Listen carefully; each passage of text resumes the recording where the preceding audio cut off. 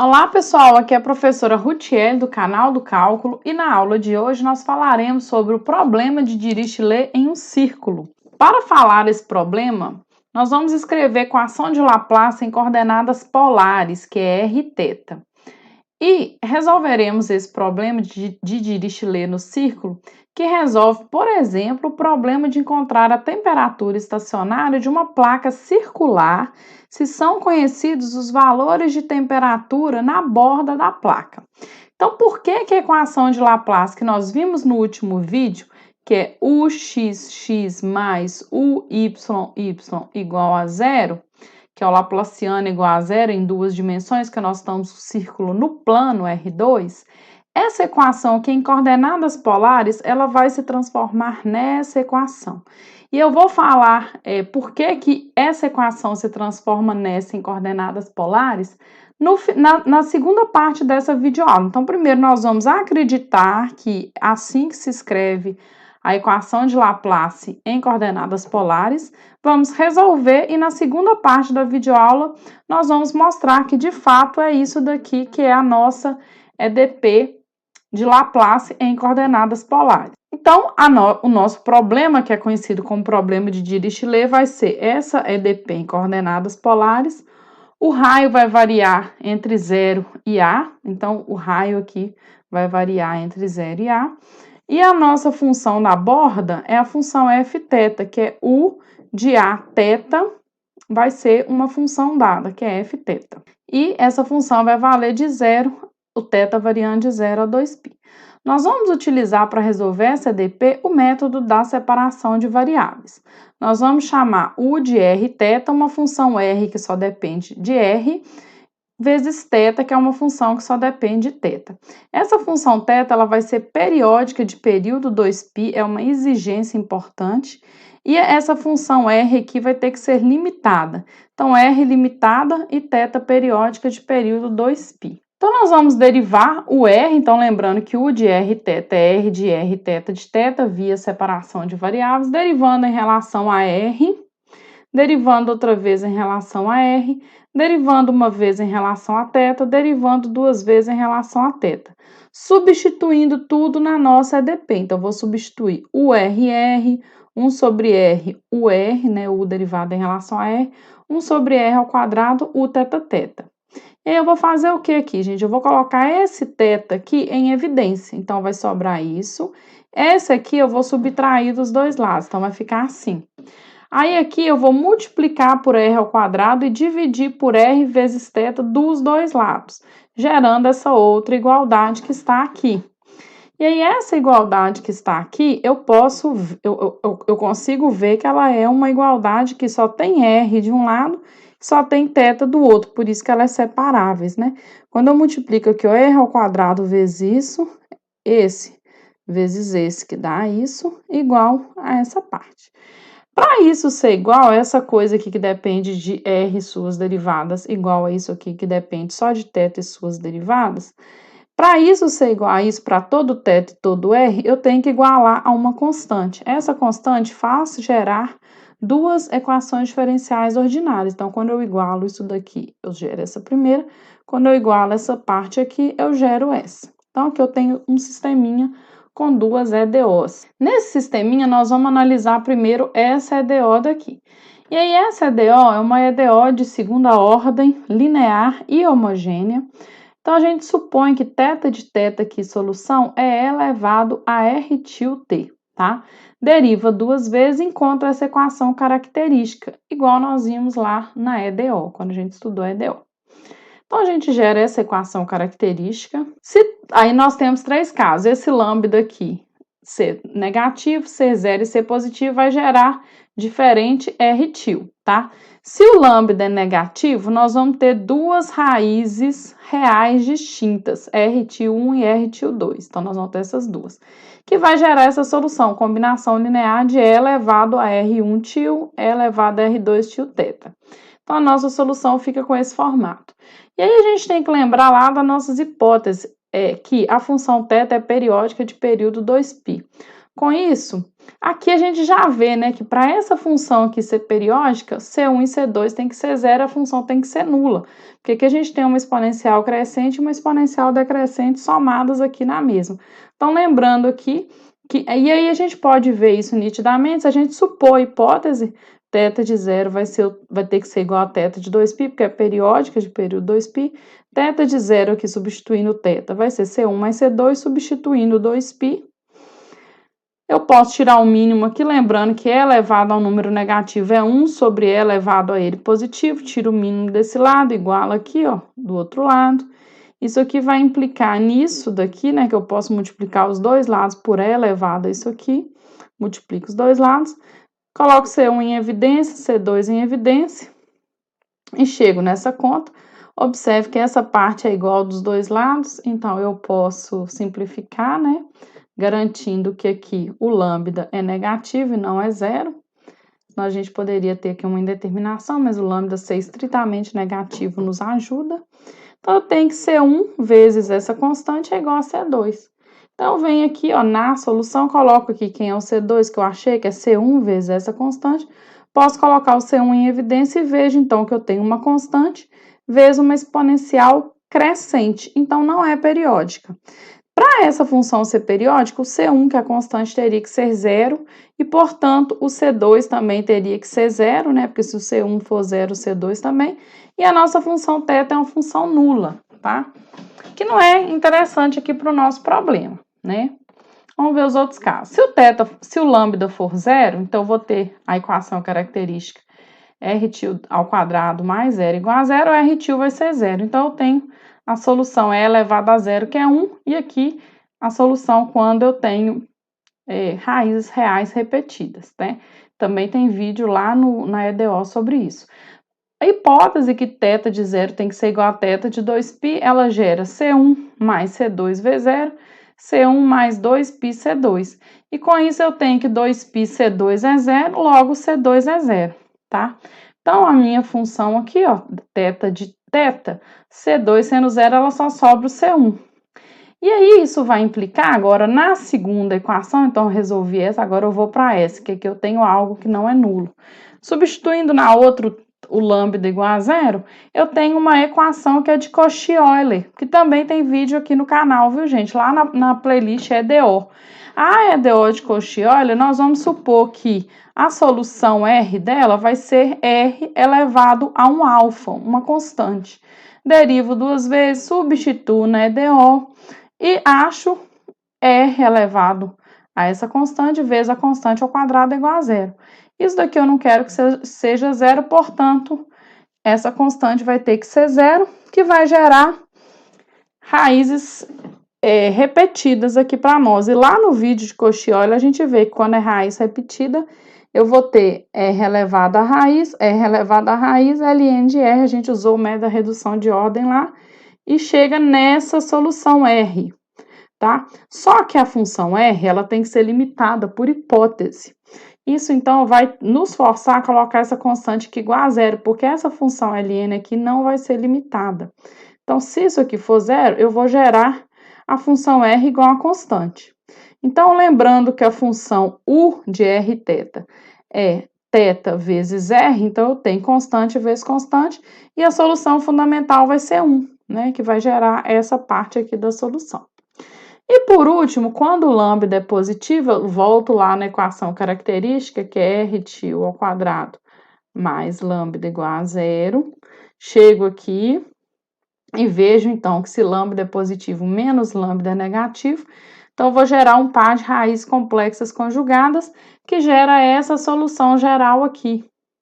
Essa solução geral tá ok, né?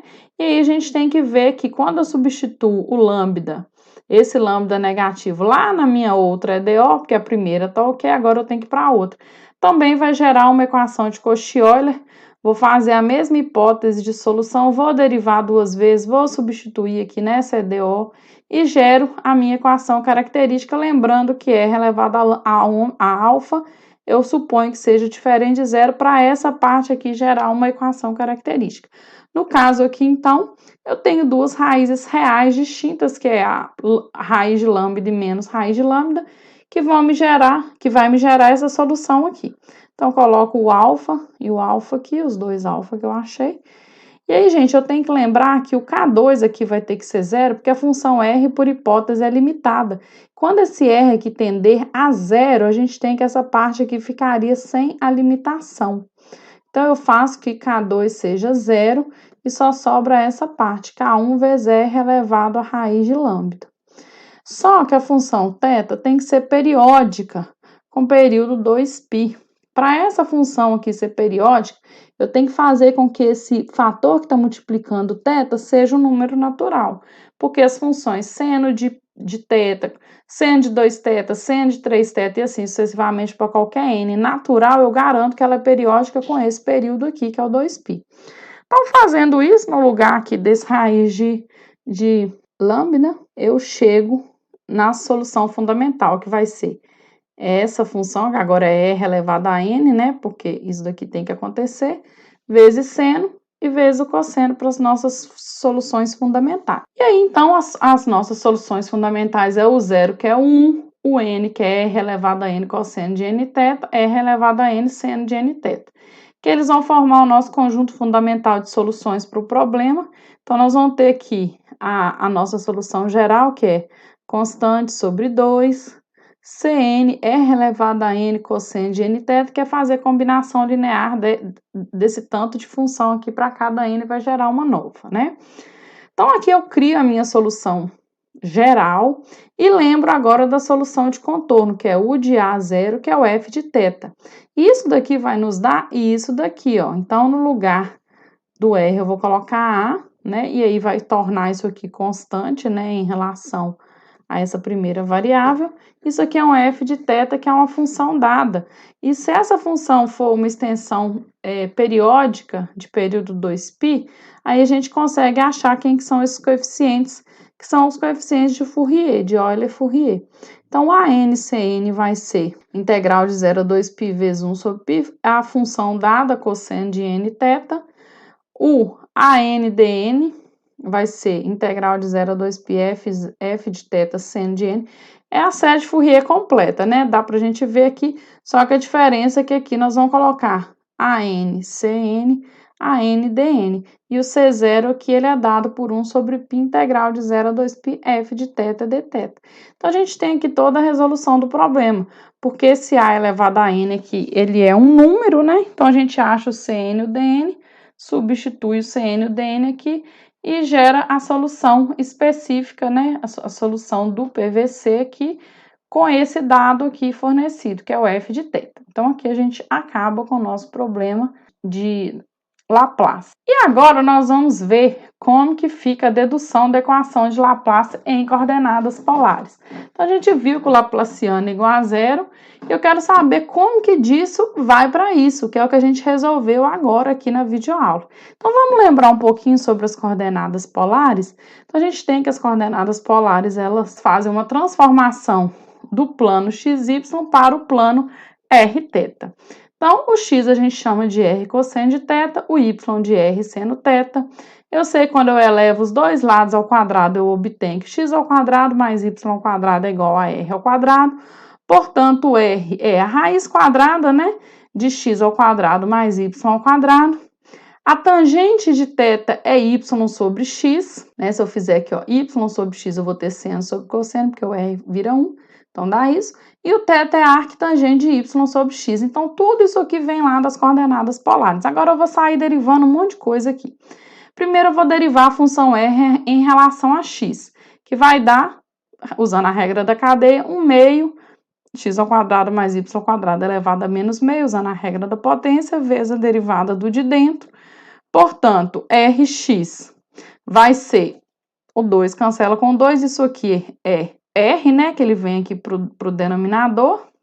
Então, fica Rx, x sobre R, mesma coisa para o Ry, você pode derivar em relação a y, o que vai mudar que aqui vai ficar y.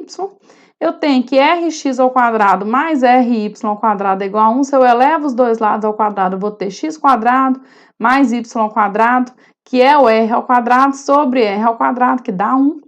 E aí eu posso pegar aqui a R derivada em relação a x, derivar em relação a x de novo, já fazendo algumas simplificações, lembrando que esse R aqui é uma função que envolve x, y, né?